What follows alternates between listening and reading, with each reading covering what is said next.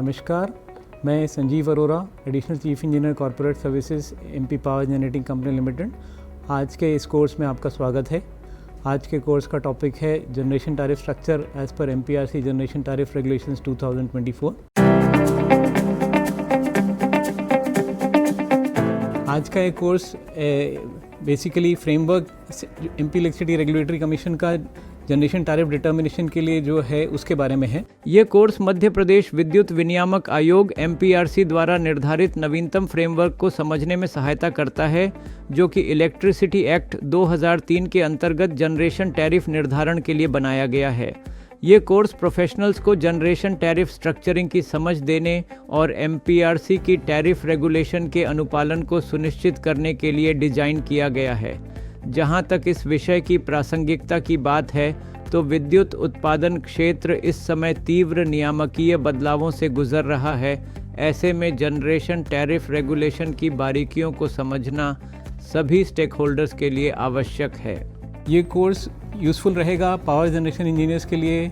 वे लोग जो नीति निर्माण में शामिल हैं, बिजली वितरण कंपनी में कार्यरत वरिष्ठ अधिकारी, औद्योगिक और वाणिज्यिक उपभोक्ता जो बल्क पावर खरीद पर निर्भर हैं, वित्तीय विश्लेषक और निवेशक, बैंकिंग और वित्तीय संस्थान जो पावर प्रोजेक्ट्स को फंड कर रहे हैं, टैरिफ मॉडलिंग और फोरकास्टिंग पर कार्य कर रहे सलाहकार और परामर्शदाता, और शिक्षाविद तथा शोधकर्ता। आज के जो टोटल कोर्स के टॉपिक्स हैं उनको हमने 4 मॉड्यूल में बेसिकली स्ट्रक्चर किया है। पहले मॉड्यूल के टॉपिक्स में इलेक्ट्रिसिटी एक्ट 2003 के पहले किस तरीके से टैरिफ डिटरमिन होता था, फिर इलेक्ट्रिसिटी एक्ट 2003 तक का ट्रांजिशन कैसे हुआ, बिजली अधिनियम 2003 के अनुसार electricity tariff, MPRC generation tariff regulation की लागूता, generation tariff structure, capital cost और कैपिटल स्ट्रक्चर। दूसरे मॉड्यूल में हम समझेंगे अतिरिक्त पूंजीगत व्यय के बारे में, और तीसरा मॉड्यूल बताएगा वार्षिक स्थायी लागत के घटक, ऊर्जा शुल्क के घटक, और अंतिम मॉड्यूल में हम बात करेंगे मासिक क्षमता शुल्क और ऊर्जा शुल्क की गणना के बारे में। 2003 से पहले विद्युत शुल्क विद्युत आपूर्ति अधिनियम 1948 के तहत नियंत्रित थे, और उस समय शुल्क राज्य विद्युत बोर्ड तय करते थे, जिनके पास जेनरेशन, ट्रांसमिशन और डिस्ट्रीब्यूशन का नियंत्रण था। लार्जली कॉस्ट बेस्ड टैरिफ्स हुआ करते थे and they were based on nature of supply, geographical factors and economic development needs. Government control था ज़्यादा, लिमिटेड रेगुलेटरी ओवरसाइट था, state specific rules and policies थी। जुलाई 1998 में इलेक्ट्रिसिटी रेगुलेटरी कमीशन एक्ट आया, जिसने विद्युत नियामक आयोग की स्थापना की ताकि बिजली क्षेत्र में पारदर्शिता लाई जा सके, खासकर शुल्क निर्धारण में। जून 2003 में विद्युत अधिनियम 2003 ने 1948 के अधिनियम की जगह ली, जिसने बाजार आधारित मूल्य निर्धारण, प्रतिस्पर्धा और स्वतंत्र नियमन की शुरुआत की। विद्युत अधिनियम 2003 एक ऐसा ढांचा प्रस्तुत करता है जिसके तहत बिजली क्षेत्र के विभिन्न भागों के शुल्क तर्क संगत, पारदर्शी और लागत आधारित तरीके से तय किए जाने चाहिए। यह अधिनियम यह निर्देश देता है कि उत्पादन, पारेषण और वितरण जैसे आपूर्ति श्रृंखला के अलग अलग हिस्सों में विद्युत शुल्क कैसे तय किए जाएं और इन्हें संबंधित नियामक आयोगों द्वारा स्वीकृत किया जाए। आजकल आपूर्ति श्रृंखला के प्रत्येक भाग के लिए शुल्क अलग अलग तय किए जाते हैं। उत्पादन क्षेत्र के लिए उत्पादन शुल्क, पारेषण के लिए पारेषण शुल्क और वितरण यानी खुदरा क्षेत्र के लिए वितरण शुल्क। बिकॉज ये कैपिटल इंटेंसिव बिजनेस है, इसलिए ज़रूरी है कि इसमें इन्वेस्टर्स आएँ और उनका जो कॉस्ट है वो रिकवर हो, साथ ही साथ वो उस पर कुछ रिटर्न भी ले पाएँ। पारेषण शुल्क वह राशि होती है जो बिजली को उच्च वोल्टेज पर उत्पादन केंद्रों से वितरण नेटवर्क तक ले जाने के लिए ली जाती है। यह शुल्क विशाल पारेषण संरचना के निर्माण, संचालन और रखरखाव की लागत को वसूलने के लिए जरूरी होता है, क्योंकि बिजली को उच्च वोल्टेज पर उत्पादन केंद्रों से वितरण क्षेत्र तक पहुंचाने के लिए एक बड़ी अवसंरचना की आवश्यकता होती है। इसी तरह वितरण या खुदरा शुल्क वह अंतिम मूल्य होता है जो उपभोक्ता बिजली के लिए चुकाता है। इसमें केवल बिजली की लागत ही नहीं, बल्कि बिजली को घर या कार्यालय तक पहुंचाने में लगने वाला खर्च भी शामिल होता है। डिस्ट्रीब्यूशन में लास्ट माइल जो सप्लाई है, जो कि एंड कंज्यूमर तक है, उसकी जो कॉस्ट आ रही है वो रिटेल टैरिफ में इनबिल्ट होके आती है। MPRC जनरेशन टैरिफ रेगुलेशंस जो है वे basically they determine the tariff as per section 62 and section 86 of the electricity act. अधिनियम की धारा 62 के अनुसार बिजली की आपूर्ति के लिए शुल्क, चाहे वह उत्पादन कंपनी द्वारा वितरण लाइसेंस धारी को हो या पारेषण, वहन, व्हीलिंग या खुदरा आपूर्ति, यह सब उपर्युक्त आयोग द्वारा निर्धारित किया जाना चाहिए। यह उपर्युक्त आयोग केंद्रीय नियामक आयोग, राज्य नियामक आयोग या संयुक्त नियामक आयोग हो सकता है। धारा 86 के अनुसार राज्य में शुल्क निर्धारण का अधिकार राज्य विद्युत नियामक आयोग को होता है। मध्य प्रदेश में यह जिम्मेदारी मध्य प्रदेश विद्युत नियामक आयोग MPRC की है, जो राज्य के उत्पादन केंद्रों के लिए शुल्क तय करता है। MPRC की उत्पादन शुल्क विनियम धारा 62 तथा धारा 86 के अंतर्गत उन सभी मामलों पर लागू होती है जहां बिजली का उत्पादन नवीकरणीय स्रोतों को छोड़कर किसी वितरण लाइसेंसधारी को किया जाता है। हालांकि यह उन उत्पादन इकाइयों पर लागू नहीं होगी जिनका शुल्क टैरिफ बेस्ड कॉम्पिटिटिव बिडिंग के माध्यम से तय किया गया हो, जो कि केंद्र सरकार की दिशा निर्देशों के अनुसार हो और जिसे आयोग ने धारा 63 के अंतर्गत स्वीकार किया हो। टैरिफ विनियमन 2024 की नियंत्रण अवधि 1 अप्रैल 2024 से लेकर 31 मार्च 2029 तक निर्धारित की गई है। आजकल शुल्क बहुवर्षीय आधार पर तय किए जाते हैं, अर्थात 5 वर्षों के लिए। इसलिए नियंत्रण अवधि वह समय होता है जिसके लिए टैरिफ निर्धारित किया जाता है। उत्पादन शुल्क मूलतः एक कॉस्ट प्लस टैरिफ होता है, जो एक नियंत्रित मूल्य निर्धारण प्रणाली है। इसका उपयोग उन क्षेत्रों में किया जाता है जहां प्रतिस्पर्धा सीमित होती है या जहां बुनियादी ढांचे में स्थिर निवेश की आवश्यकता होती है। यह सुनिश्चित करता है कि उत्पादन कंपनियां बिजली उत्पादन की वास्तविक लागत वसूल सके, साथ ही अपने निवेश पर उचित लाभ भी कमा सकें। सो अगेन मेन मुद्दा यह है कि इस कैपिटल इंटेंसिव सेक्टर में इन्वेस्टमेंट आए जिससे कि ज़्यादा से ज़्यादा जनरेशन हो सके, साथ ही इन्वेस्टमेंट जो लेके आ रहे हैं उनको अपनी जो कॉस्ट है वो रिकवर हो और उस पर वो अपना कुछ रिटर्न भी ले सकें। थर्मल उत्पादन इकाइयों के लिए शुल्क 2 भागों में तय किया जाता है। एक है कैपेसिटी चार्ज और दूसरा है एनर्जी चार्ज।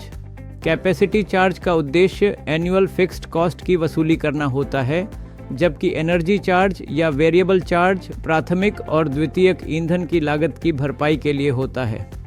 हाइड्रो उत्पादन इकाइयों के मामले में कैपेसिटी और एनर्जी चार्ज के रूप में पूरी वार्षिक स्थायी लागत वसूली जाती है। क्योंकि हाइड्रो स्टेशनों में ईंधन की लागत नहीं होती, इसीलिए पूरी वार्षिक लागत को बराबर बांटा जाता है। 50% कैपेसिटी चार्ज में और 50% एनर्जी चार्ज में। वार्षिक स्थायी लागत का अर्थ है वह खर्च जो बिजली उत्पादन कंपनी को, चाहे वह बिजली कम बनाए या ज़्यादा, हर हाल में उठाना पड़ता है। सो बेसिकली जनरेटिंग कंपनी को अवेलेबिलिटी देनी पड़ती है अपने स्टेशन की SLDC को। Depending on the availability the SLDC will decide कि उसका मेरिट ऑर्डर के हिसाब से उसका शेड्यूल डिसाइड करेगा कि उस पावर स्टेशन से कितनी इलेक्ट्रिसिटी वहाँ से शेड्यूल करके ग्रिड में आनी है। तो जब अवेलेबिलिटी दी जाती है किसी भी स्टेशन की डे हेड बेसिस पे, तो ज़रूरी नहीं है कि उसको शेड्यूल मिल जाए, परंतु एक फ़िक्स कॉस्ट है जो उसको इनकर करनी ही करनी है, क्योंकि वो स्टेशन उसका अवेलेबल करना है, तो एक फ़िक्स कॉस्ट हो रही है। यह वह लागत होती है जो एक बिजली उत्पादन कंपनी को, चाहे बिजली कम बने या ज़्यादा, हर स्थिति में वहन करनी पड़ती है। एनर्जी चार्ज एक परिवर्तनशील लागत होती है जो वास्तविक बिजली उत्पादन के अनुसार बदलती रहती है। जब भी शेड्यूल मिलेगा SLDC से तो इलेक्ट्रिसिटी जनरेट होगी, उस दौरान फ्यूल जलेगा तो उसकी एक कॉस्ट होगी, तो उसको रिकवरी करने के लिए वेरिएबल कॉस्ट है। कैपेसिटी चार्ज वार्षिक स्थायी लागत के आधार पर निर्धारित किए जाते हैं, जिसमें इक्विटी पर रिटर्न, ऋण पर ब्याज, डिप्रिसिएशन, कार्यशील पूंजी पर ब्याज और मानक संचालन एवं रखरखाव खर्च शामिल होते हैं। Energy charge landed fuel cost के आधार पर तय किए जाते हैं। हाइड्रो के मामले को छोड़कर यह लागत में प्राथमिक ईंधन की लागत, सेकेंडरी फ्यूल ऑयल की खपत की लागत और चूना पत्थर या अन्य रसायन की लागत शामिल होती है। जनरेटिंग स्टेशन की पूंजीगत लागत टैरिफ निर्धारण का मुख्य आधार होती है। क्योंकि यह कॉस्ट प्लस टैरिफ है, इसलिए जो भी लागत आई है वही टैरिफ निर्धारण का आधार बनती है। MPERC टैरिफ विनियमों के अनुसार जनरेटिंग कंपनी द्वारा प्रस्तुत पूंजीगत लागत की जांच करता है। यह जांच प्रूडेंस चेक कहलाती है। नई परियोजना की पूंजीगत लागत में वह सभी व्यय शामिल होते हैं जो कमर्शियल ऑपरेशन डेट यानी COD तक हुए हों। COD वह तारीख होती है जब यूनिट सफल परीक्षणों के बाद व्यावसायिक संचालन के लिए तैयार घोषित की जाती है और उसके बाद वास्तविक बिलिंग शुरू होती है। निर्माण अवधि के दौरान का ब्याज IDC और फाइनेंसिंग चार्जेस यानी वह ब्याज जो ऋणदाताओं द्वारा लिया जाता है उसे भी पूंजीगत लागत में शामिल किया जाता है। इसके साथ ही विदेशी मुद्रा विनिमय दरों में उतार चढ़ाव से जो लाभ या हानि होती है वह भी लागत में जोड़ी या घटाई जा सकती है। कोई इंसिडेंटल एक्सपेंडिचर है ड्यूरिंग कंस्ट्रक्शन, COD की डेफिनेशन यहाँ एक बार फिर से मैं रिपीट करूँगा। यह वह तारीख होती है जो उत्पादन कंपनी द्वारा घोषित की जाती है जब यूनिट का परीक्षण मैक्सिमम कंटिन्यूअस रेटिंग और नियामक के अनुसार निर्धारित क्षमताओं पर सफलतापूर्वक पूरा हो जाता है, जैसा कि मध्य प्रदेश विद्युत ग्रिड कोड के प्रावधानों में निर्धारित है। ये इसलिए इम्पोर्टेंट है बिकॉज कैपिटल कॉस्ट के लिए ये डेट एक स्पेसिफिक डेट है जहाँ तक कि एक्सपेंडिचर कंसीडर किया जाएगा for capital cost. Capital cost जो नए प्रोजेक्ट्स की उसमें इनिशियल स्पेयर्स भी हैं सीलिंग लिमिट्स के साथ। देन कोई अगर इनफर्म पावर जनरेट हुआ है दैट मीन्स कि जब हम शुरुआत में ट्रायल रन होने से पहले जब टेस्टिंग हो रही है, कमीशनिंग एक्टिविटीज़ हो रही हैं, उस दौरान मान लो कोई इलेक्ट्रिसिटी जनरेट हुई और कमर्शियल ऑपरेशन डेट से पहले तक जो भी इनफर्म पावर है which is not a firm power वो सिस्टम में अगर डाला तो उसकी अकाउंटिंग करके उससे मान लो कोई रेवेन्यू जनरेट हुआ तो कैपिटल कॉस्ट में से एडजस्ट होता है। मतलब अगर रेवेन्यू जनरेट हुआ तो कैपिटल कॉस्ट को कम कर देता है। Capital expenditure incurred on ash disposal including handling and transportation facility for thermal power station, ये इसकी एक्सपेंडिचर भी उसमें ऐड होएगी कैपिटल कॉस्ट में। Capital expenditure incurred towards railway infrastructure and its augmentation for transportation of coal up to the receiving end of thermal power station. Then biomass handling equipment अगर लगे हैं for co firing उसकी cost है। Emission control systems हैं, sewage treatment plant है, उसके capital expenditure है। Environment clearances हैं, उस पर कैपिटल एक्सपेंडिचर जो हुआ है। मान लो कोई चेंज इन लॉ है या कोई फोर्स मेजर इवेंट्स हुई है उसमें अगर कैपिटल एक्सपेंडिचर कुछ हुआ है, या एनर्जी कंजर्वेशन एक्ट 2001 के तहत perform achieve and trade scheme है गवर्नमेंट ऑफ इंडिया की, उसके तहत जो है कोई कैपिटल एक्सपेंडिचर किया गया है एक प्लांट एंड इक्विपमेंट लगाने के लिए, या फिर फ्लेक्सिबल ऑपरेशन के लिए प्लांट एंड इक्विपमेंट कोई एडिशन लगे हैं, उसके ऊपर जो कैपिटल एक्सपेंडिचर हुआ है वो भी इसमें कॉस्ट में जाएगा। For the existing projects which are already commissioned before 1/4/2024, that is before the start of the control period, whatever generating stations were commissioned already, जिनकी COD 1 अप्रैल 2024 से पहले हो चुकी है, वो already existing projects की कैटेगरी में रहते हैं। उनको लास्ट जो कमीशन ने कैपिटल कॉस्ट एडमिट करी है ट्रू अप के दौरान, वो वाली जो कॉस्ट है वो कैपिटल कॉस्ट उस प्रोजेक्ट की मानी जाती है। इसके अलावा कुछ एडिशनल कैपिटल एक्सपेंडिचर हुआ है सब्सिक्वेंट टू COD।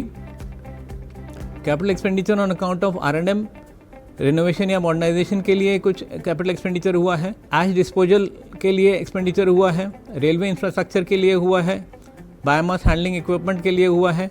ये कॉस्ट भी एग्जिस्टिंग प्रोजेक्ट्स के कैपिटल कॉस्ट में भी ली जाएगी।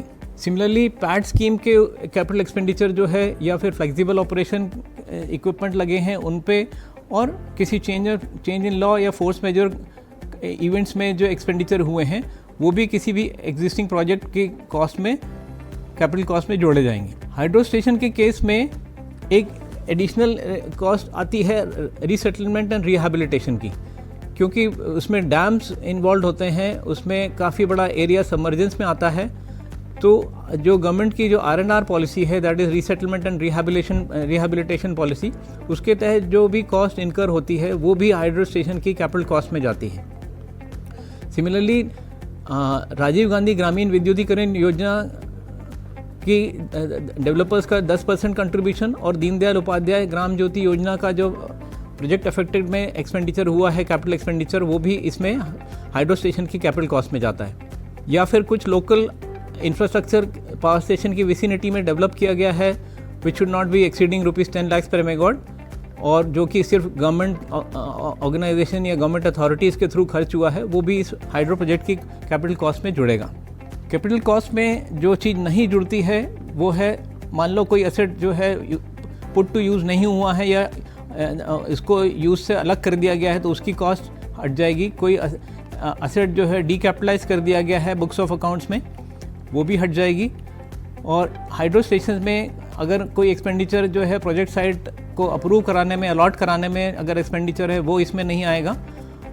या फिर कोई ऐसा कॉस्ट लैंड की जो कि रिन्यूएबल एनर्जी प्रोजेक्ट के लिए खर्चा हुई है, वो कॉस्ट इसमें नहीं आएगी।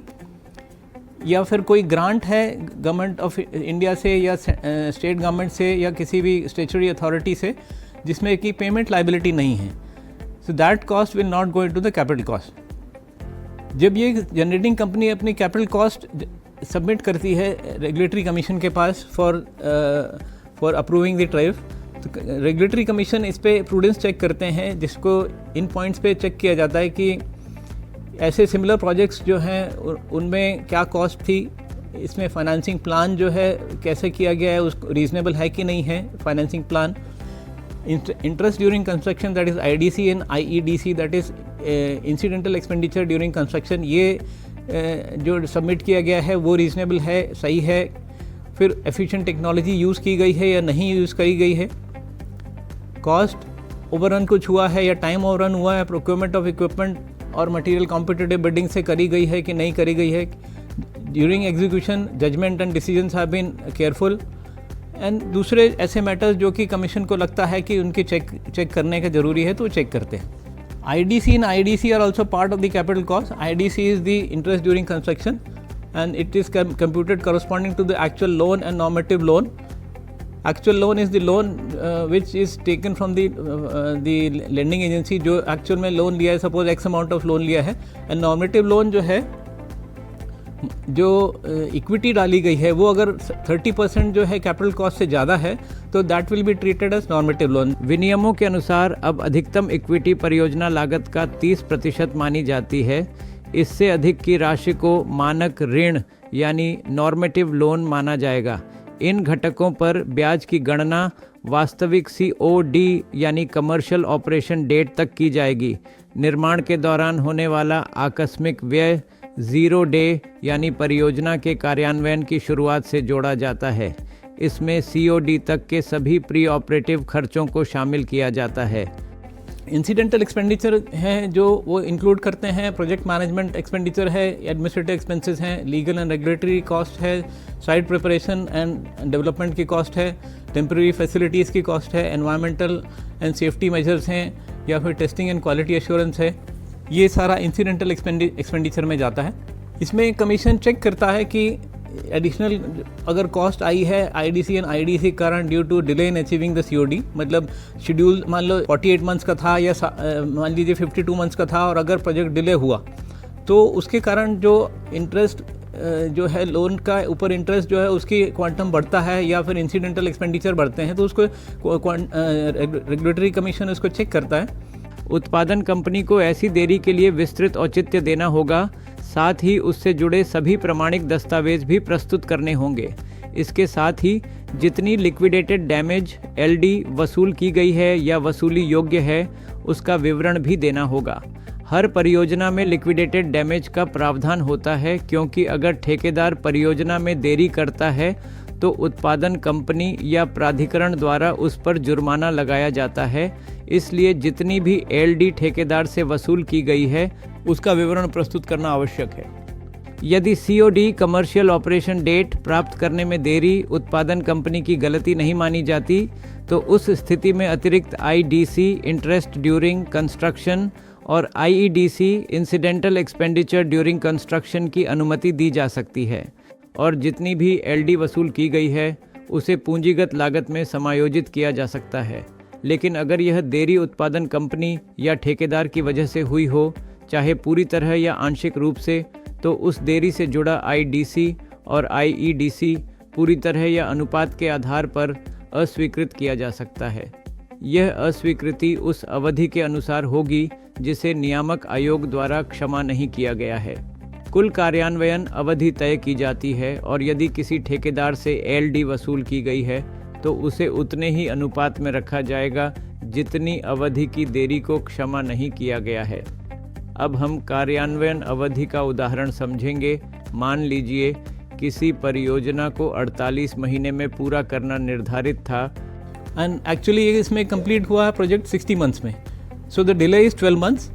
यदि आयोग यह कहता है कि 60 महीनों की कुल देरी में से केवल 6 महीने की देरी स्वीकार्य है और बाकी 6 महीने की देरी स्वीकार नहीं की जाती है, तो उस स्थिति में आईडीसी और आईडीसी की गणना पूरे 60 महीनों की अवधि के आधार पर की जाएगी, लेकिन उसे केवल 54 महीनों के लिए ही मान्यता दी जाएगी। यानी केवल उतनी अवधि की अतिरिक्त आईडीसी और आईडीसी स्वीकार की जाएगी जिस अवधि को आयोग द्वारा माफ़ किया गया हो। जब आयोग पूंजीगत लागत की प्रूडेंस जांच करता है तो वह यह देखता है कि देरी किन कारणों से हुई, क्या वह कारण नियंत्रणीय थे या नहीं। इसमें 2 प्रकार के कारकों को देखा जाता है। एक होते हैं कंट्रोल करने नियंत्रणीय कारक और दूसरे होते हैं अनियंत्रणीय कारक। नियंत्रणीय कारकों में शामिल होते हैं परियोजना कार्यान्वयन में कुशलता तथा ठेकेदार, आपूर्तिकर्ता या उत्पादन कंपनी की एजेंसी द्वारा नई परियोजना में हुई देरी, और अनियंत्रणीय कारकों में सामान्यतः प्राकृतिक आपदाएं या फोर्स मेजर घटनाएं शामिल होती हैं। चेंज इन लॉ कुछ होता है, time and cost overrun on account of land acquisition कुछ होता है जिसमें कि जनरेटिंग कंपनी डायरेक्टली जिम्मेदार नहीं है, उसके आउट ऑफ कंट्रोल अगर लैंड एक्वायर करने में डिले हो रहा है तो दिस इज़ अनकंट्रोलेबल फैक्टर्स।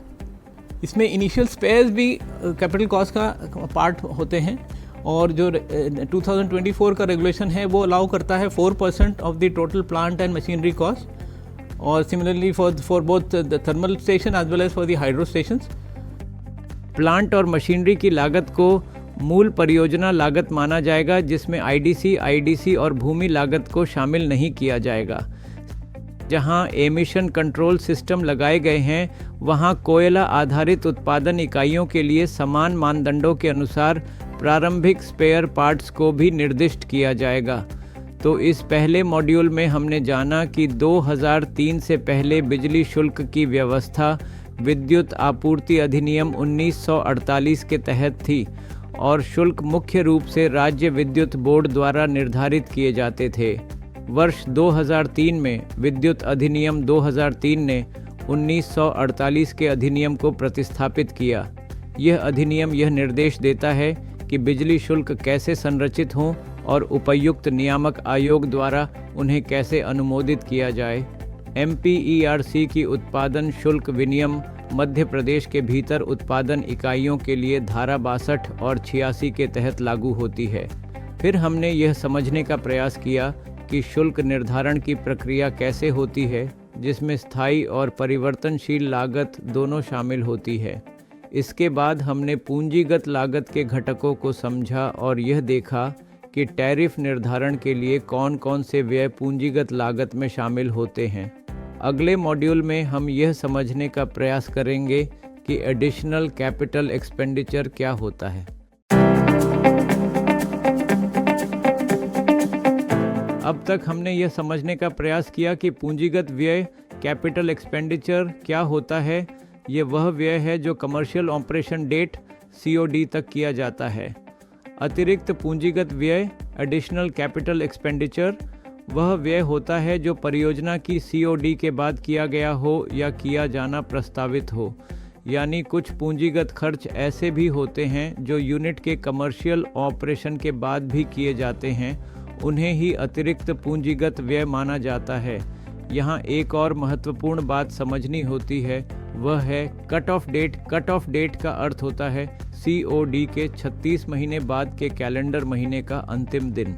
अतिरिक्त पूंजीगत व्यय की अनुमति MPRC जनरेशन टैरिफ विनियम में दिए गए कारणों के अनुसार इन स्थितियों में दी जा सकती है। पहला, कार्य के मूल दायरे के भीतर एवं कट ऑफ तिथि तक दूसरा, कार्य के मूल दायरे के भीतर लेकिन कट ऑफ तिथि के बाद तीसरा, कार्य के मूल दायरे के बाहर चौथा, नवीनीकरण एवं आधुनिकीकरण R&M के कारण और पांचवा, परिवर्तित उत्सर्जन मानकों के कारण। मतलब जो प्रोजेक्ट का ओरिजिनल स्कोप था, जो डीपीआर बनी थी, उसके तहत जितना स्कोप ऑफ वर्क था उसको जो कट ऑफ डेट तक एक्सपेंडिचर, उसके तहत जो भी एक्सपेंडिचर हुआ है कट ऑफ डेट तक वो अलाउ होता है, या फिर ओरिजिनल स्कोप के अंदर जो काम है जो कट ऑफ डेट के बाद भी किया गया है वो उसमें भी किस किस कंडीशन में अलाउ होगा वो रेगुलेशन स्पेसिफाई करता है। और ओरिजिनल स्कोप के बियॉन्ड क्या क्या अलाउ करता है रेगुलेशन। रेनोवेशन एंड मॉडर्नाइजेशन की एक्टिविटीज़ हैं, उनमें क्या क्या एक्सपेंडिचर अलाउ करता है, और या फिर एमिशन स्टैंडर्ड्स जो है उनको जो है अचीव करने के लिए क्या क्या एक्सपेंडिचर अलाउ किया जाता है। So within the original scope of work after the COD and up to the cut off date, these are the expenditure which will be allowed. कोई भी पेमेंट है which has been made towards admitted liabilities for works executed up to the cut off date, मतलब कि काम हो चुके हैं, already हो चुके हैं कट ऑफ डेट तक, पर उनका पेमेंट बचा हुआ है, वो अलाउ किया जाएगा। या works deferred for execution, there were some works जो कि ओरिजिनल स्कोप के थे वो डेफर किए गए थे। Initial capital space within the original scope of work subject to ceiling norms, जो सीलिंग नॉर्म्स हमने इनिशियल कैपिटल स्पेस के 4% देखे, अगर उनमें से जो पूरे स्पेस नहीं खरीदे गए थे कट ऑफ डेट तक, वो उसी लिमिट तक अगर इनिशियल स्पेस की वैल्यू है वो अलाउ करी जाएगी। अगर कुछ अवार्ड ऑफ आर्बिट्रेशन कोई आर्बिट्रेशन हुआ है, उसमें कोई ऑर्डर हुआ है, या फिर कोई डायरेक्शन हुआ है किसी स्टैट्यूटरी अथॉरिटी का, या फिर किसी कोर्ट ऑफ लॉ का कोई ऑर्डर हुआ है जिसके तहत कोई कैपिटल एक्सपेंडिचर इनकर करना पड़ रहा है, वो भी इसमें अलाउ होता है एज एडिशनल कैपिटल एक्सपेंडिचर। कोई चेंज इन लॉ आया है या फिर कोई एग्जिस्टिंग लॉ है उसके कंप्लायंस करना है, तो उसमें जो कैपिटल एक्सपेंडिचर हुआ है वो भी एक पार्ट होता है एडिशनल कैपिटल एक्सपेंडिचर का।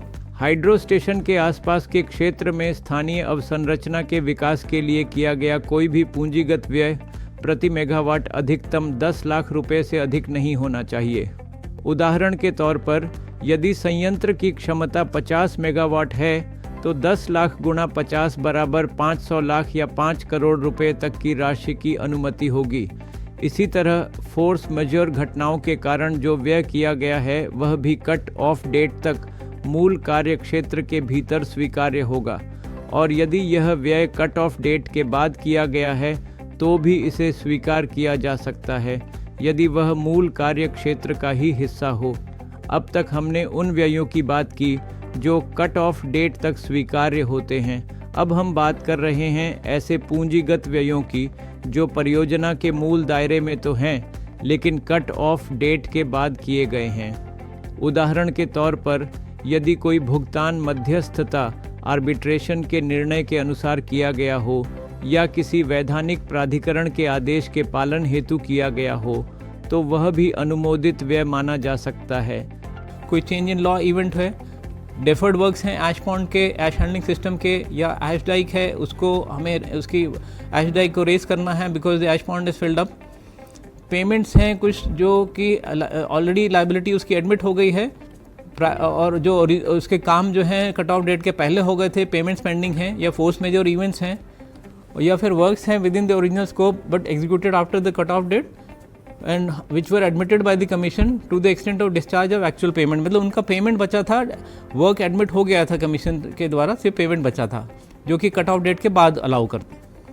सिमिलरली कोई अगर कट ऑफ डेट के बाद कोई रिप्लेसमेंट अगर इक्विपमेंट करना है उसमें क्या क्या अलाउ होगा। ऐसे एसेट्स जो कि यूज़फुल लाइफ जिनकी कम है पूरे प्रोजेक्ट की लाइफ से, प्रोजेक्ट की यूज़फुल लाइफ मान लीजिए कि थर्मल के केस में 25 साल है और हाइड्रो के स्टेशंस के केस में 40 साल है, तो ऐसे इक्विपमेंट जिनकी जो प्रोजेक्ट लाइफ, जिनकी जो एक्चुअल लाइफ है, यूज़फुल लाइफ है which is less than the total plant life, that will be allowed and such assets have been fully depreciated in accordance with the regulations. कोई obsolescence हो गई है technology की कि जो ओरिजिनल इक्विपमेंट मैन्युफैक्चरर है उसने बोला है कि जो है उनका ओरिजिनल इक्विपमेंट जो है वो उन्होंने बंद कर दिया बनाने का, या टेक्नोलॉजी चेंज हो गई है, नया इक्विपमेंट उसकी जगह रिप्लेस करना पड़ेगा। या फिर कोई चेंज इन लॉ इवेंट हुई है, फोर्स मेजर इवेंट आई है, उसके कारण कोई इक्विपमेंट रिप्लेस करना पड़ रहा है। ऐसा एक्सपेंडिचर जो कि कमीशन ने अलाउ किया है या renewal of lease land in on case to case basis. अब हम उन मामलों को देखेंगे जब माननीय आयोग द्वारा मूल कार्य की सीमा से परे अतिरिक्त पूंजी व्यय की अनुमति दी जा सकती है। Payment against award of arbitration, कोई आर्बिट्रेशन हुआ है जिसके तहत हमें पेमेंट करना है, वो अलाउ होगा। या compliance of any order of the direction of statutory authority है, या ऑर्डर और decree of any court of law है, कोई एक चेंज इन लॉ इवेंट है। यदि किसी मौजूदा कानून का पालन करना अनिवार्य हो तो ऐसी स्थिति में कट ऑफ डेट के बाद और ओरिजिनल स्कोप से बाहर किया गया व्यय भी स्वीकार किया जा सकता है। यानी परियोजना के मूल दायरे के बाहर का कोई पूंजीगत व्यय भी विशेष परिस्थितियों में माननीय आयोग द्वारा अनुमोदित किया जा सकता है। ऐसे मामलों में फोर्स मेजर घटनाएं, संयंत्र की सेफ्टी एंड सिक्योरिटी के लिए अतिरिक्त आवश्यकताओं के कारण यदि कोई नया खर्च सामने आता है जो कि प्रारंभिक परियोजना दायरे में नहीं था लेकिन अब आवश्यक हो गया है, तो वह व्यय भी स्वीकार किया जा सकता है। यानी संयंत्र की उच्च स्तरीय सुरक्षा और संरक्षा की ज़रूरतों के चलते यदि कोई पूंजीगत खर्च बाद में उत्पन्न होता है तो उसे भी मान्यता दी जा सकती है, भले ही वह मूल योजना का हिस्सा न रहा हो। ऐश पॉन्ड है या ऐश हैंडलिंग सिस्टम है या उसकी ऐश डाइक को रेस करना है, इसके भी डेफर्ड वर्क्स हैं जो कि ओरिजिनल स्कोप में नहीं एनविसाज किए गए थे, उनको करना है। या usage of water from sewage treatment plant है। इसके बाद आता है बायोमास हैंडलिंग सिस्टम से संबंधित व्यय, जो कि बायोमास को फायरिंग को सक्षम बनाने के लिए किया जाता है। मान लीजिए कि पहले से स्थापित पावर प्लांट्स के मूल ढांचे में यह सिस्टम शामिल नहीं था, लेकिन अब इसे लगाना आवश्यक हो गया है क्योंकि अब नए नोटिफिकेशन और नए नियम लागू हो चुके हैं। इसलिए इस उद्देश्य के लिए जो भी पूंजीगत व्यय किया जाएगा उसे भी अनुमोदित किया जाएगा। इसी प्रकार लचीले ऑपरेशन, फ्लेक्सिबल ऑपरेशन के संबंध में नए नोटिफिकेशन और नियम लागू हो चुके हैं, जिनके अनुसार जनरेटर को लचीले ऑपरेशन के लिए तैयार रहना जरूरी है। इसलिए इस उद्देश्य के लिए जो भी पूंजीगत व्यय किया जाएगा उसे भी माननीय आयोग द्वारा अनुमोदित किया जा सकेगा। रेलवे इंफ्रास्ट्रक्चर का ऑगमेंटेशन है for the transportation of coal. अगर किसी यूनिट का रेनोवेशन एंड मॉडर्नाइजेशन करना है, जैसे कि मान लो कि कोई यूनिट है ऑलरेडी उसकी यूज़फुल लाइफ ख़त्म हो गई है, सपोज 25 साल का कोई थर्मल यूनिट है, अब उसका रेनोवेशन एंड मॉडर्नाइजेशन करना बहुत ज़रूरी हो गया है। तो इसके लिए जो जनरेटिंग कंपनी है, सबसे पहले तो उसको एक अपनी DPR के साथ पिटीशन फाइल करनी पड़ेगी रेगुलेटरी कमीशन के पास। और अगर कमीशन इसको अलाउ करता है, जो भी इम्प्लीमेंटेशन RNM के DPR के तहत एक्टिविटीज़ का होना है या जो काम होने RNM के तहत, उसके बाद एक बार वो परमिशन होने के बाद वो काम जनरेटिंग कंपनी उस RNM के करके सब्सिक्वेंटली फिर से एक टैरिफ पिटीशन फाइल करती है, जिसमें कि वो जो भी कैपिटल एक्सपेंडिचर एडिशनली हुआ है RNM के ऊपर उसको वो वहाँ सबमिट करती है और उसका ऊपर फिर कमीशन ड्यू डिलिजेंस करके उसकी कॉस्ट अलाउ करता है कि कितना एडिशनल एक्सपेंडिचर जो है RNM के केस में अलाउ होगा, which will increase the project cost. Special allowance, अभी अपने RNM की बात करी जिसमें कि ऐसा एक्सपेंडिचर जो कि रिनोवेशन एंड मॉडर्नाइजेशन के लिए अलाउ किया कमीशन ने। मान लो जब किसी कंपनी ने एप्लीकेशन डाली, टैरिफ एप्लीकेशन डाली या परमिशन मांगी कमीशन से कि RNM करना है। अगर किसी व्यय को लेकर आयोग प्रूडेंस चेक के बाद यह पाता है कि वह गतिविधि उचित नहीं है, उदाहरण के लिए कोई R&M गतिविधि है जिसमें 1000 या 2000 करोड़ रुपए खर्च होने वाले हैं, तो आयोग ये कह सकता है कि ये खर्च वाजिब नहीं है और इस पर रोक लगाई जा सकती है। ऐसे मामलों के लिए विनियमों में एक वैकल्पिक प्रावधान है जिसे स्पेशल अलाउंस कहा गया है। यह स्पेशल अलाउंस यूज़फुल लाइफ पूरी कर चुके जनरेटिंग स्टेशन या यूनिट्स में अतिरिक्त पूंजीगत व्यय की आवश्यकता को पूरा करने के लिए एक प्रकार का मुआवजा होता है। हालांकि इस स्थिति में पूंजीगत लागत कैपिटल कॉस्ट की ऊपरी सीमा स्वीकृत नहीं होगी और ऑपरेशनल नॉर्म्स में कोई छूट नहीं दी जाएगी। साथ ही जिन यूनिट्स में पहले से R&M किया जा चुका है या जिनमें आयोग ने पहले से छूट दी हुई है, उन्हें यह स्पेशल अलाउंस नहीं मिलेगा। ये स्पेशल अलाउंस मिलेगा 10,75,000 रुपये प्रति मेगावाट प्रति वर्ष के हिसाब से नियंत्रण अवधि 2025 से 2029 के लिए। ये ट्रू अप के अधीन होगा, यानी वास्तविक खर्च के आधार पर समायोजन किया जाएगा।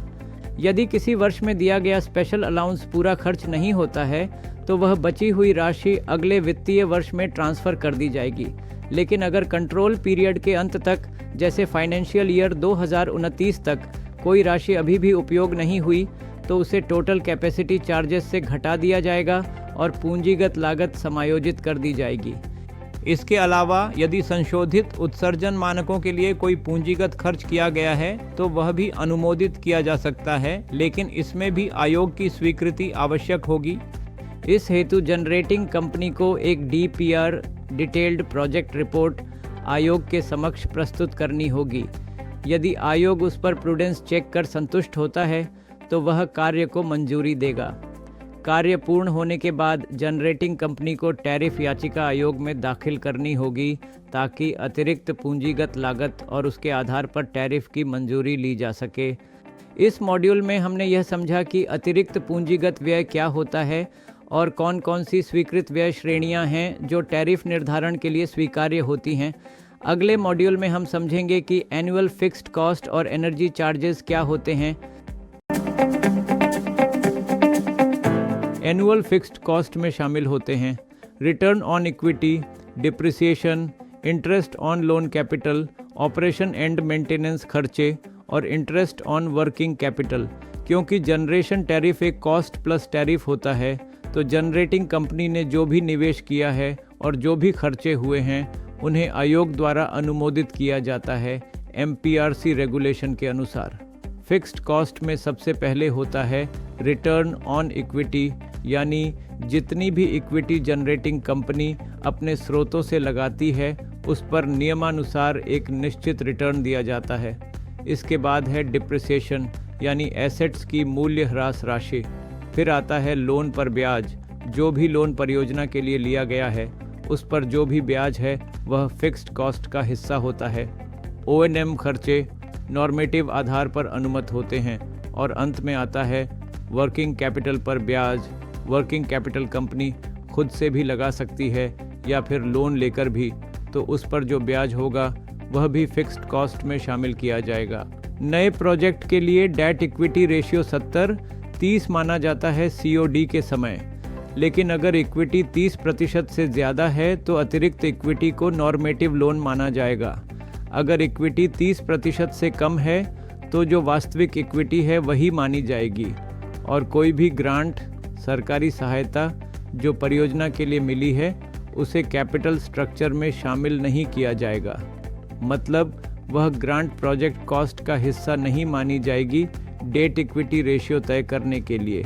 नियमन यह भी बताता है कि रिटर्न ऑन इक्विटी की गणना के लिए एक बेस रेट तय की गई है। थर्मल जनरेटिंग स्टेशन और run of river hydro generating station के मामले में नियमन के अनुसार रिटर्न ऑन इक्विटी की दर 15.50% तय की गई है। वहीं storage type hydro generating station और पंप्ड स्टोरेज हाइड्रो स्टेशन या फिर पॉन्डेज के साथ run of river generating station के केस में यह दर 16.50% तक हो सकती है। हालांकि यदि कोई additional capital expenditure original scope से बाहर किया गया हो या कि इमिशन कंट्रोल सिस्टम लगाने के कारण या किसी चेंज इन लॉ के कारण या फिर किसी फोर्स मेजर इवेंट के कारण, तो इन मामलों में रिटर्न ऑन इक्विटी एक अलग बेस रेट पर कैलकुलेट किया जाएगा। इस बेस रेट की गणना इस तरह होगी: SBI की एक साल की marginal cost of funds based lending rate MCLR plus 350 basis point, जो कि हर वर्ष 1 अप्रैल को लागू रेट के अनुसार तय किया जाएगा। लेकिन ध्यान रखें, इस रेट की अधिकतम सीमा 14% से ज़्यादा नहीं हो सकती। उदाहरण के लिए, अगर किसी वर्ष 1 अप्रैल को MCLR रेट 8.5% है तो 8.5 प्लस 3.5 बराबर 12% होगा।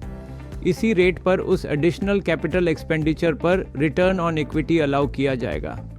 अब बात करते हैं डिप्रिसिएशन की। डिप्रिसिएशन एक ऐसी प्रक्रिया है जिसमें किसी फिजिकल एसेट की लागत को उसकी यूजफुल लाइफ के दौरान धीरे धीरे एलोकेट किया जाता है। एसेट की वैल्यू में जो कमी आती है, जैसे वेयर एंड टीयर, पुराना हो जाना या लगातार इस्तेमाल होने की वजह say that is covered through depreciation. Depreciation की गणना कमर्शियल ऑपरेशन डेट COD से शुरू होती है, यानी जैसे ही कोई जनरेटिंग स्टेशन या उसकी कोई यूनिट कमर्शियल ऑपरेशन के लिए डिक्लेयर हो जाती है, उसी दिन से डिप्रिसिएशन चालू हो जाता है। डिप्रिसिएशन की बेस वैल्यू होगी कमीशन द्वारा एडमिट की गई कैपिटल कॉस्ट। तो जो भी कैपिटल कॉस्ट रेगुलेटरी कमीशन द्वारा प्रूडेंस चेक के बाद एडमिट की गई है, वही डिप्रिसिएशन के कैलकुलेशन के लिए बेस वैल्यू मानी जाएगी। डिप्रिसिएशन का चार्ज कमर्शियल ऑपरेशन के पहले साल से ही शुरू हो जाएगा।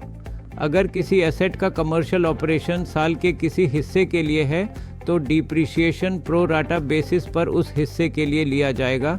सामान्य तौर पर किसी भी एसेट की सैल्वेज वैल्यू को 10% माना जाएगा और डिप्रिसिएशन अधिकतम 90% तक अलाउ किया जाएगा। हाइड्रो जनरेटिंग स्टेशंस के केस में अगर राज्य सरकार या डेवलपर के साथ कोई अग्रीमेंट साइन हुआ है तो उस एग्रीमेंट में जो सैल्वेज वैल्यू मेंशन है वही मान्य होगी।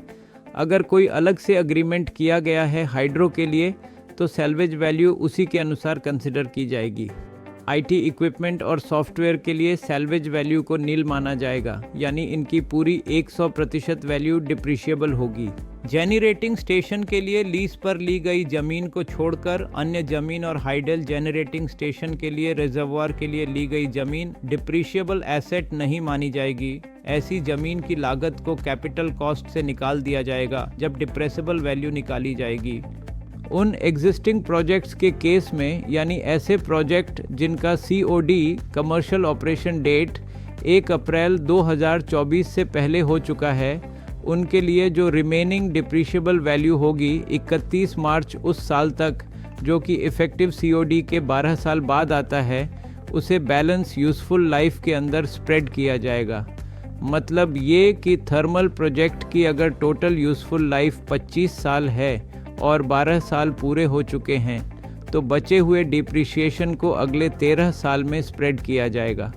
न्यू प्रोजेक्ट्स के केस में, यानी जिनका COD 1 अप्रैल 2024 के बाद हुआ है, उनके लिए रिमेनिंग डिप्रिशिएबल वैल्यू को 15 साल पूरे होने के बाद बैलेंस यूज़फुल लाइफ में स्प्रेड किया जाएगा।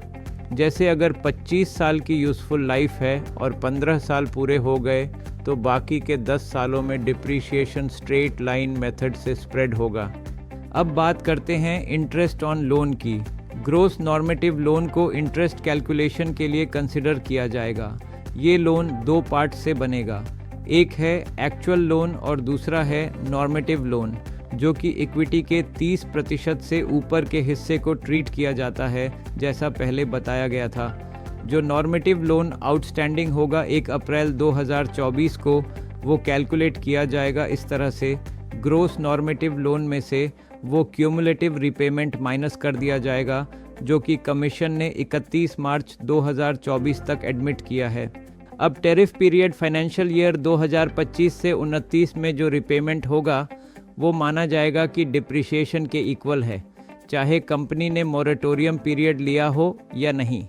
यानी प्रोजेक्ट के कमर्शियल ऑपरेशन के पहले साल से ही रिपेमेंट शुरू माना जाएगा और वो उस साल के डिप्रिसिएशन के इक्वल होगा, चाहे पूरा साल हो या उसका कोई हिस्सा।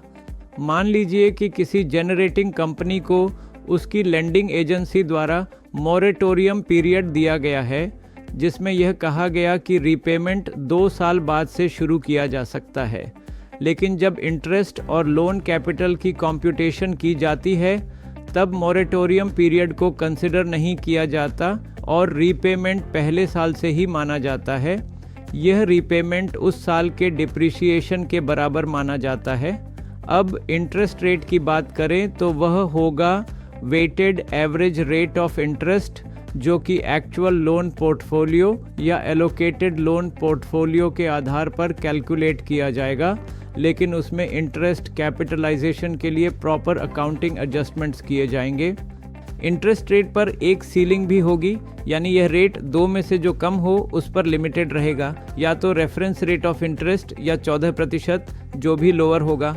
रेफरेंस रेट ऑफ इंटरेस्ट का मतलब है 1 साल marginal cost of funds based lending rate MCLR of SBI जो टाइम टू टाइम इशू होती है प्लस 325 बेसिस पॉइंट्स, जैसा कि हमने पहले बात की थी। अगर कोई एक्चुअल लोन नहीं है बट नॉर्मेटिव लोन अभी आउटस्टैंडिंग है तो लास्ट अवेलेबल जो है लोन पोर्टफोलियो का weighted average rate of interest है, उसी को लेके इंटरेस्ट कैलकुलेट किया जाएगा। If the generating station does not have actual loan, suppose उस पर्टिकुलर जनरेटिंग स्टेशन का एक्चुअल लोन कुछ भी नहीं है, तो weighted average rate of the loan portfolio of the generating company as a whole that will be treated for calculating the interest on loan.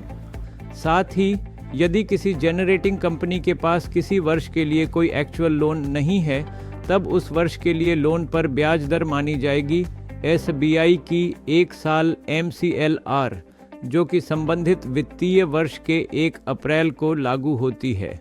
अब बात करें ऑपरेशन एंड मेंटेनेंस एक्सपेंसेस की। ऑपरेशन एक्सपेंसेस में शामिल होते हैं employee expenses, repair and maintenance expenses और administrative and general expenses. ये सभी O&M खर्च इन विनियमों में आयोग द्वारा निर्दिष्ट नॉर्मेटिव रेट्स के आधार पर तय किए जाएंगे। थर्मल जनरेटिंग स्टेशंस के लिए नॉर्मेटिव O&M एक्सपेंसेस को 2 भागों में अलग अलग निर्दिष्ट किया गया है। वो थर्मल पावर स्टेशंस जिनका कमर्शियल ऑपरेशन 31 मार्च 2012 या उससे पहले हुआ हो, और वो स्टेशन जिनका COD 1 अप्रैल 2012 या उसके बाद हुआ हो। अलाउ किए गए किसी टैरिफ के तहत उससे कम एक्सपेंसेस मान लो कि जनरेटिंग कंपनी ने अपने O&M एक्सपेंसेस कर लिए, तो whatever the savings are there in the O&M expenses that will be allowed to be retained by the company. हालांकि यदि जनरेटिंग कंपनी का व्यय निर्धारित नॉर्मेटिव O&M एक्सपेंस से अधिक होता है तो वह अतिरिक्त खर्च कंपनी को स्वयं वहन करना होगा। ये हैं वे दरें जिन्हें आयोग द्वारा थर्मल जनरेटिंग यूनिट्स के लिए नॉर्मेटिव O&M एक्सपेंसेस के रूप में अनुमोदित किया गया है, जिनका COD 1 अप्रैल 2012 से पहले हुआ है। 200, 210 और 250 मेगावाट सीरीज़ की यूनिट्स के लिए दर फाइनेंशियल ईयर 25 में 34,20,000 प्रति मेगावाट से बढ़कर फाइनेंशियल ईयर 29 में 41,96,000 प्रति मेगावाट तक होती है। 500 मेगावाट सीरीज़ की यूनिट्स के लिए फाइनेंशियल ईयर 25 में 27,17,000 रुपये प्रति मेगावाट से फाइनेंशियल ईयर 29 में 33,34,000 रुपये प्रति मेगावाट तक दर निर्धारित है। थर्मल जनरेटिंग यूनिट्स जिनका COD 1 अप्रैल 2012 या उसके बाद हुआ है, उनके लिए आयोग द्वारा अलग से दरें निर्धारित की गई हैं। यह दरें वर्षवार और यूनिट की क्षमता के अनुसार तय की गई है। हाइड्रो जनरेटिंग स्टेशंस के लिए भी नॉर्मेटिव O&M एक्सपेंसेस आयोग द्वारा निर्धारित किए गए हैं। वे हाइड्रो स्टेशंस जिनका COD 1 अप्रैल 2024 से पहले हो चुका है, उनके लिए फाइनेंशियल ईयर 25 में 13.73 लाख प्रति मेगावाट और फाइनेंशियल ईयर 29 में 16.99 लाख प्रति मेगावाट की दरें तय की गई हैं, जबकि वे हाइड्रो स्टेशंस जिनका COD 1 अप्रैल 2024 या उसके बाद है और जिनकी इंस्टॉल्ड कैपेसिटी 200 मेगावाट से अधिक है, उनके लिए पहले वर्ष में O&M एक्सपेंसेस की दर original project cost R&R, IDC और IEDC को छोड़कर का 3.5% तय की गई है। बाद के वर्षों में इन दरों को हर साल 5.47% की दर से बढ़ाया जाएगा। और 200 मेगावाट या उससे कम की जो यूनिट्स हैं, क्योंकि छोटी यूनिट्स हैं तो पर मेगावाट का रेट इनका एक्सपेंसेस ज़्यादा होता है, तो यहाँ 5% का रेट दिया गया है, 5% of the original project cost excluding the cost of R&R, IDC and IDC। Subsequently escalation जो अलाउ किया है after the first year, it is 5.47% per annum. अब बात करते हैं इंटरेस्ट ऑन वर्किंग कैपिटल की। वर्किंग कैपिटल में क्या क्या शामिल होता है थर्मल जनरेटिंग स्टेशंस के मामले में? कोल का स्टॉक पिट हेड स्टेशन के लिए 10 दिनों के लिए और नॉन पिट हेड स्टेशन के लिए 20 दिनों के लिए कोयले के स्टॉक की लागत at normative annual plant availability factor NAPAF या पावर स्टेशन की अधिकतम कोयला स्टॉक भंडारण क्षमता जो भी कम हो वही माना जाएगा। पिट हेड स्टेशंस वो होते हैं जो कोयले की खदानों के पास स्थित होते हैं, जबकि नॉन पिट हेड स्टेशंस वे होते हैं जो खदानों से दूर होते हैं। दूरी अधिक होने की वजह से नॉन पिट हेड स्टेशंस के लिए 20 दिनों का कोयला स्टॉक माना जाता है। इसके अलावा कोयले की एडवांस पेमेंट की ज़रूरत को भी वर्किंग कैपिटल में शामिल किया जाता है और इसके लिए 30 दिनों की पेमेंट मानी जाती है। अब कोल के अलावा जो है पावर स्टेशन में एक सेकेंडरी फ्यूल लगता है, दैट इज़ फ्यूल ऑयल और HSD। तो उसका भी 2 महीने का जो कॉस्ट है वो भी अलाउ किया जाता है। सिमिलरली 1 महीने का जो O&M एक्सपेंसेस है, सिक्योरिटी एक्सपेंसेस और वाटर एक्सचेंज चार्जेस को मिला के वो अलाउ किया जाता है। सिमिलरली मेंटेनेंस पेयर्स जो है 20% ऑफ द O&M एक्सपेंसेस जो हैं including water charges and security expenses उसको अलाउ किया जाता है as a part of the working capital. और 45 दिन के जो रिसीवेबल्स हैं in terms of capacity charges energy charges, जो 45 डेज़ का रिसीवेबल है, जो मान लो मंथली अपन बिलिंग करते हैं उसकी, तो 1.5 महीने के जो बिलिंग साइकिल है उसको मानते हुए एक अमाउंट जो है वो वर्किंग कैपिटल के रूप में अलाउ किया जाता है। यहाँ NAPF का अर्थ है normative annual plant availability factor, जिसे MPERC द्वारा निर्धारित किया गया है। अब बात करते हैं हाइड्रो जनरेटिंग स्टेशंस के लिए वर्किंग कैपिटल की। इसमें निम्नलिखित शामिल होता है O&M एक्सपेंसेस का 1 महीने का खर्च, मेंटेनेंस स्पेयर्स जो कि कुल O&M खर्च का 15% होता है, और रिसीवेबल्स यानी सालाना फिक्स्ड कॉस्ट का 45 दिनों के बराबर हिस्सा। अब बात करें इंटरेस्ट ऑन वर्किंग कैपिटल की। यह ब्याज नॉर्मेटिव आधार पर निर्धारित किया जाएगा। इसका दर होगा reference rate of interest RRI, जो या तो 1 अप्रैल 2024 को लागू दर होगी या फिर उस यूनिट या स्टेशन की COD के वर्ष की 1 अप्रैल को लागू RRI जो भी बाद की तारीख हो वो मानी जाएगी। हालांकि अगर मामला ट्रू अप के लिए जाता है तो हर वित्तीय वर्ष की 1 अप्रैल को जो RRI है वही दर इंटरेस्ट ऑन वर्किंग कैपिटल के लिए मानी जाएगी। और सबसे महत्वपूर्ण बात, इंटरेस्ट ऑन वर्किंग कैपिटल हमेशा नॉर्मेटिव आधार पर देय होगा, चाहे जनरेटिंग कंपनी ने वास्तव में वर्किंग कैपिटल के लिए लोन लिया हो या नहीं। तो भी उसको एक मान के कि इसने एक वर्किंग कैपिटल अमाउंट लिया है, उसके ऊपर ये जो जितने कंपोनेंट्स अपन ने इसमें पहले देखे हैं उसके ऊपर एक इंटरेस्ट अलाउ किया जाएगा, मतलब ये normative interest on working capital कहलाएगा। अब बात करते हैं एनर्जी चार्जेस की। थर्मल जनरेटिंग स्टेशंस के मामले में एनर्जी चार्जेस और सप्लीमेंट्री एनर्जी चार्जेस में शामिल होंगे प्राइमरी फ्यूल का लैंडेड कॉस्ट यानी ईंधन की कुल लागत, सेकेंडरी फ्यूल ऑयल या ऑयल कंजम्पशन की लागत और रिएजेंट की लैंडेड कॉस्ट जो कि रिवाइज्ड एमिशन स्टैंडर्ड्स लागू करने के कारण खर्च हुई है। अब लैंडेड कॉस्ट ऑफ कोल या प्राइमरी फ्यूल किसी भी महीने के लिए कैसे तय होगी, इसमें शामिल होंगे उस ग्रेड और गुणवत्ता के कोयले की बेस प्राइस, सभी स्टैट्यूटरी चार्जेस जैसे रॉयल्टी, टैक्सेस आदि। यदि कोयला वॉशरी से होकर आता है तो वॉशरी चार्जेस भी। इसके बाद ट्रांसपोर्टेशन कॉस्ट यानी कोयले को पावर स्टेशन तक लाने का खर्च, चाहे वह रेल, रोड या किसी अन्य माध्यम से हो, लोडिंग और अनलोडिंग चार्जेस। एक शर्त ये भी है, यदि कोयले की खरीद सरकार द्वारा निर्धारित मूल्य के अलावा किसी और दर पर होती है तो वो तभी मान्य होगी जब वह कॉम्पिटिटिव बिडिंग के जरिए की गई हो। आमतौर पर कोयले की कीमत गवर्नमेंट नोटिफाइड प्राइस मानी जाएगी, लेकिन अगर कोयले की कीमत ऑक्शन से निर्धारित की गई है तो वह भी स्वीकार्य हो सकती है। अब बात करें actual landed cost of coal की। इसे जनरेटिंग कंपनी द्वारा वास्तव में चुकाए गए बिल के आधार पर निकाला जाएगा। इसमें एडजस्टमेंट्स भी शामिल होंगे।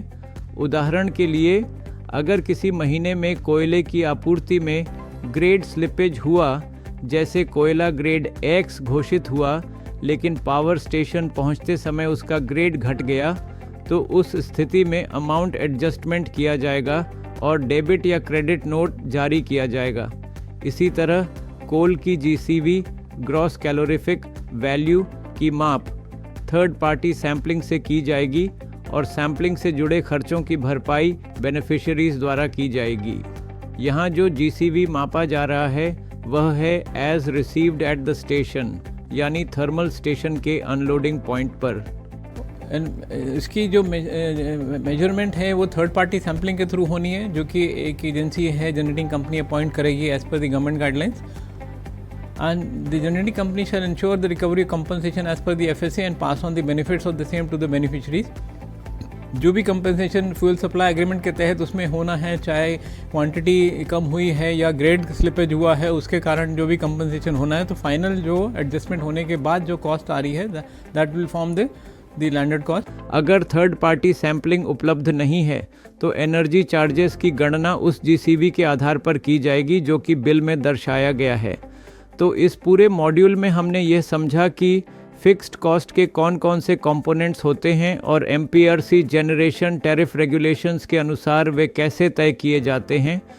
साथ ही एनर्जी चार्जेस यानी वेरिएबल चार्जेस के भी विभिन्न हिस्से और ये किस आधार पर निर्धारित किए जाते हैं, ये भी एमपीआरसी के जनरेशन टैरिफ रेगुलेशंस के अनुसार समझा.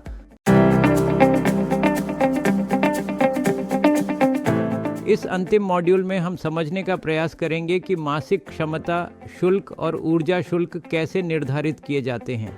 जब एनुअल फिक्स्ड चार्जेस और वेरिएबल चार्जेस आयोग द्वारा नियमों के अनुसार निर्धारित कर दिए जाते हैं, तब उत्पादक कंपनी को आयोग द्वारा निर्धारित टैरिफ के आधार पर बिलिंग करनी होती है. यह मासिक बिलिंग नियमों में दिए गए सूत्रों के अनुसार की जाती है.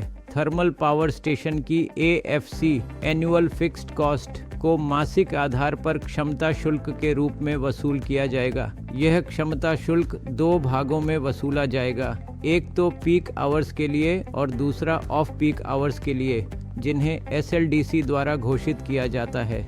आमतौर पर पीक और ऑफ पीक आवर्स का अनुपात होता है 4 घंटे पीक और 20 घंटे नॉन पीक. एक महीने का कुल कैपेसिटी चार्ज उस महीने के पीक और ऑफ पीक आवर्स के शुल्क का योग होगा. इन दोनों के लिए शुल्क की गणना नियमों में दिए गए सूत्र के अनुसार की जाएगी. सूत्र के अनुसार हर महीने के लिए वसूले जाने वाले मासिक क्षमता शुल्क इस प्रकार होंगे. where CCP1 is equal to 0.20 into AFC into 1/12 that into PAFM P1 / NAPF subject to ceiling of 0.2 into AFC into 1/12. This is the formula for the first month. Similarly, this is the formula for the respective months is given. Basically, the total annual capacity charges determined by the month by the regulatory commission are to be recovered in 12 months. Similarly, there is a formula for the off-peak hours. CCOP1 is equal to 0.80 into AFC into 1/12 into PAFM OP1 / NAPF subject to ceiling of 0.8 into AFC into 1/12. Likewise for the other months, where CCM is the capacity charge for the month, CCP is the capacity charge for the peak hours of the month, CCOP is the capacity charge for the off-peak hours of the month, CCPN is the capacity charge for the peak hours of the nth month, and CCOPN is the capacity charge for the off-peak hours of the nth month, and AFC is the annual fixed cost. यहाँ एक महत्वपूर्ण बात ध्यान देने योग्य है. PAFM और PAFM-PN यानी प्लांट अवेलेबिलिटी फैक्टर जो पीक आवर्स के दौरान nth महीने तक प्राप्त किया गया है. तो यह जो अवेलेबिलिटी फैक्टर है वो केवल उस महीने का नहीं बल्कि क्यूमुलेटिव होता है nth महीने तक का. इसी तरह ऑफ पीक आवर्स के लिए भी प्लांट अवेलेबिलिटी फैक्टर nth महीने तक का क्यूमुलेटिव रहता है. अब एनर्जी चार्जेस के लिए भी रेगुलेशन में एक फॉर्मूला दिया गया है. एनर्जी चार्जेस में प्राइमरी और सेकेंडरी फ्यूल कॉस्ट शामिल होती है और यह लाभार्थी द्वारा देय होती है उस टोटल एनर्जी के लिए जो जनरेटिंग स्टेशन द्वारा उस कैलेंडर महीने में एक्स पावर प्लांट बेसिस पर सप्लाई की जाती है. एक्स पावर प्लांट के आधार का अर्थ है कि मान लीजिए कि जनरेटिंग स्टेशन ने कुल एक्स ऊर्जा उत्पन्न की और उसमें से ए मात्रा की ऊर्जा ऑक्सिलरी पावर कंजम्पशन में स्वयं स्टेशन द्वारा उपयोग हो गई, तो एक्स में से ए घटाकर जो बची हुई ऊर्जा है वही नेट ऊर्जा है जो सिस्टम ग्रिड में फीड की गई है. इसी को कहते हैं x power plant basis energy. इस एनर्जी के लिए भुगतान किया जाता है उस महीने के एनर्जी चार्ज रेट पर और यह रेट 3 दशमलव अंकों तक निर्धारित की जाती है नियमन में दिए गए फॉर्मूला के अनुसार. ECR is equal to SHR minus SFC into CVSF into LPPF/CVPF plus SFC into LPSFI into 100/100 minus auxiliary, where auxiliary is the auxiliary normative auxiliary energy consumption in percentage. यहाँ रेगुलेशन में auxiliary energy consumption के लिए मानक निर्धारित किए गए हैं, इसलिए यहाँ सामान्यीकृत ऑक्सिलियरी कंजम्पशन के आंकड़े लिए जाते हैं। CVPF का अर्थ है कोल की weighted average gross calorific value GCV, जो कि किलो कैलोरी प्रति किलोग्राम में होती है, जिसमें से 85 किलो कैलोरी प्रति किलोग्राम घटा दिए जाते हैं क्योंकि स्टोरेज के दौरान कुछ वेरिएशन होता है। यहाँ कमीशन ने स्टोरेज के दौरान होने वाले लॉस को ध्यान में रखते हुए 85 किलो कैलोरी प्रति किलोग्राम की छूट दी है। मतलब एस रिसीव्ड GCV में से 85 किलो कैलोरी प्रति किलोग्राम को लॉस मानकर घटा दिया जाता है। अब बात करते हैं हाइड्रो जनरेटिंग स्टेशन की। इसकी एनुअल फिक्स्ड कॉस्ट को भी मासिक आधार पर 2 हिस्सों में वसूला जाता है, कैपेसिटी चार्जेस और एनर्जी चार्जेस के रूप में। हाइड्रो स्टेशन में चूंकि कोई फ्यूल नहीं होता, इसलिए फिक्स्ड कॉस्ट को 50% कैपेसिटी चार्जेस और 50% एनर्जी चार्जेस के रूप में वसूला जाता है। कैपेसिटी चार्जेस का फार्मूला है 0.5% of the annual fixed cost into NDM by NDY into PFM/NAPF, where AFC is the annual fixed cost determined by the Commission for the complete year, and NAPF is the normative plant availability factor given by the Commission in the regulation in percentage terms, and NDM is the number of days in the month, and NDY is the number of days in the year, and whatever plant availability factor is achieved during the month.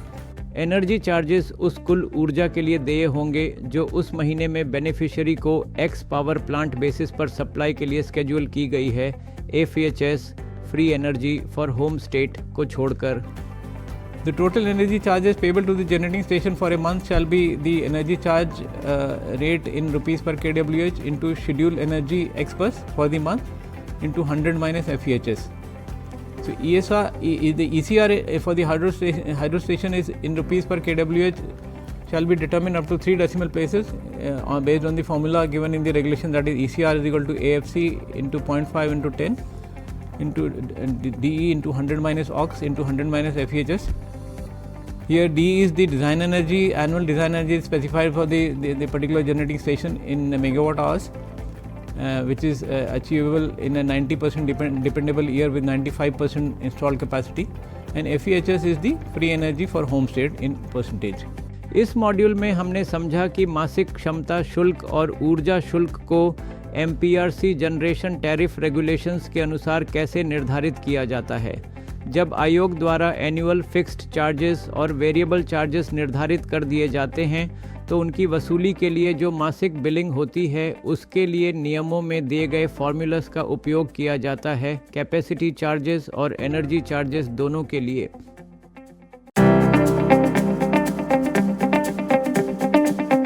तो इस course में हमने मूल रूप से यह समझा है कि जनरेशन टैरिफ स्ट्रक्चर, जैसा कि MPRC जनरेशन टैरिफ रेगुलेशन 2024 में दिया गया है, यह सुनिश्चित करता है कि पावर जनरेशन की लागत पूरी तरह से ट्रांसपेरेंट, नियमित रूप से क्वांटिफाइड और फेयरली रिकवर्ड हो।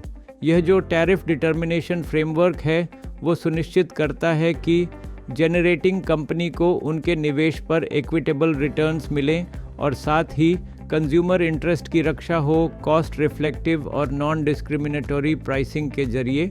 हालांकि यह विषय टेक्निकल है, इसलिए इसे पूरी तरह समझने के लिए आगे डिटेल्ड रीडिंग ज़रूरी है। इसके लिए एक लिंक नीचे दिया गया है, आप उस लिंक से जाकर इस रेगुलेशन को पढ़ सकते हैं जिसे हमने आज के सेशन में कवर किया है। आप चाहें तो वहां से इस डॉक्यूमेंट को डाउनलोड भी कर सकते हैं। Thank you to all. आशा है ये जानकारी आपके लिए उपयोगी सिद्ध होगी। इस विषय पर हमने एक प्रश्नोत्तरी भी आपके लिए तैयार की है। आप उन प्रश्नों का उत्तर देने का प्रयत्न कीजिए। उत्तर देने के बाद आपको एक प्रमाण पत्र भी प्राप्त होगा जो आपके लिए उपयोगी सिद्ध हो सकता है।